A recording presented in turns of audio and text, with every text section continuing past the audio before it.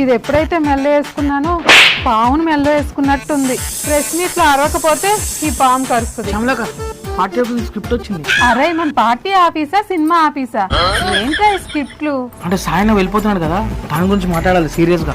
రేపో మాపో నేనే వెళ్ళిపోదాం అనుకుంటున్నా. వెళ్ళిపోయిన గురించి ఏం మాట్లాడాలిరా?